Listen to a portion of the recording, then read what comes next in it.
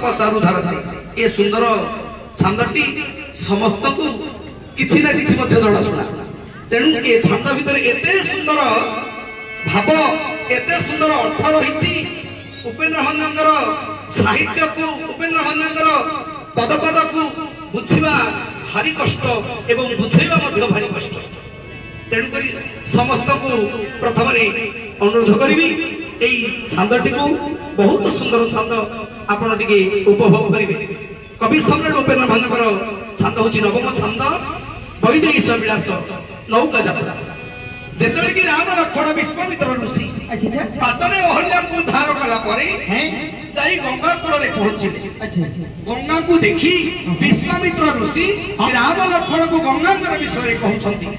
देखिले कवि सम्राट उपेन्द्र भंज राग चोखी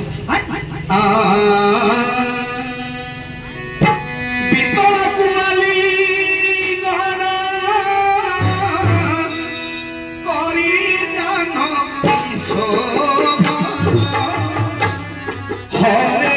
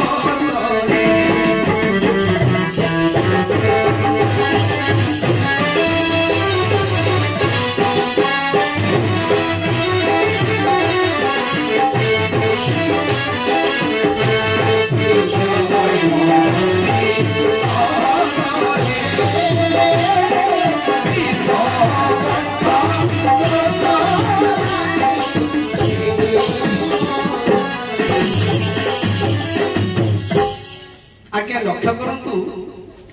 ए सुंदर छांदटी समस्त जानी ए छांदटी समस्त जना शुणा किंतु एते सुंदर छांदर सुंदर अर्थ मध्य रही कहीं किछि लोक जानी किछि लोक जानी ना उपेन्द्र भंजकर छांद को एते सहज नहीं समस्त बुझेबा आउ एते सहज नहीं समस्त बुझेबा छंद फिटेवा मध्य आम पाखरे सेतिक शक्ति नाही आमे किछि भगवान के आशीर्वाद गुरु के आशीर्वाद जहा जानी छे केते केते प्रकार रो छंद को उद्धार करछंती उपेन्द्र भंजकर छंद को कल्पना करि पर नाती तेणु कर ये सुंदर छंदटी पद पद के किपरि अर्थ होछ लक्ष्य करंतु आज्ञा पितळ को आलिंगन करि जन्ह विश्वभन हरे सुरवर ताप चारु ए सुंदर पदटीर अर्थ कोन बीतल बीतल अर्थ कोन द्वितीय पाताल ए जो सप्त पाताल रही सप्त पाताल कोन ना अतल बीतल सुतल भूतल तळतल महितल पाताल सप्त पाताल तेणु करी ए गुटे अर्थ बीतल कोन द्वितीय पाताल आ गुटे कोन अर्थ ना बीतल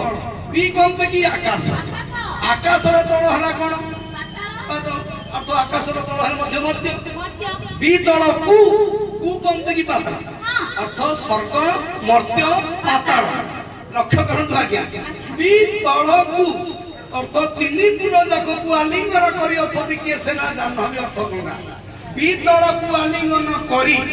जाह्नवी अर्थ गंगा तीन पुर जाक रे प्रभावित होछन लक्ष्य करंतु आज्ञा बी कोनते आकाश आकाश रे गंगा के सेना मंदाकिनी आकाश रे गंगा के नाम होची मंदाकिनी मर्त्य रे गंगा के नाम होची भगीरथी पाताल गंगा के नाम हडा भूगवती एही परि तीन पुर जाक रे गंगा आविर्भाव अर्थ चल प्रचल होउछथि बीतल को आलिंगन करी जाह्नवी एते शोभा पाउछथि हरे सुर वर ताप चारु धारसी हरे सुर वर ताप आज्ञा सुर वर कोनते की इंद्र अर्थ सुर कोनते देवता देवता मानकर राजा हले के से इंद्र कर परताप कोनते की वृष्टि ताप इंद्र अर्थ जते वर्षा करछथि एते देखु झड़ी पड़ता बन्या बात्या हो जाउची जेते वर्षा होउची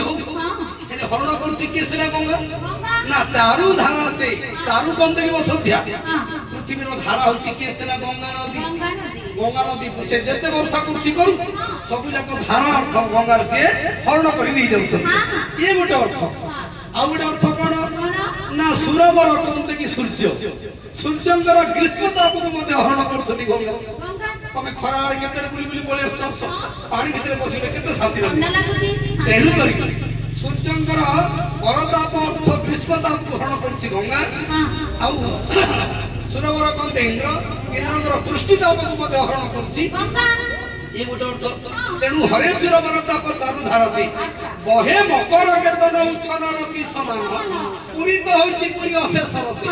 बहे मकर केतन अर्थ बहे कहते बहुत मकर केतन कहते कि जड़ जंतु मान पृथ्वी रे जिंदी अछंती ए गंगा रे मध्ये से करी अछि बेग कंचिया कंकड़ा माछ सब प्रकार विमान अछि तेणु करी बहे मकर केतन उच्छनर की समान पूरित होइछि पुरी अशेष रसे विद्य हैमावती पदरे विष कंठ दोष दामी बेनी पुरी गंगा विद्यमान होइछथि कोन ना हैमावती पद हैमावती काहे कि कोंती गंगा को काहे कि ना हिमालय रो जात होइछथि गंगा आ गोटे हैमावती के सेना पार्वती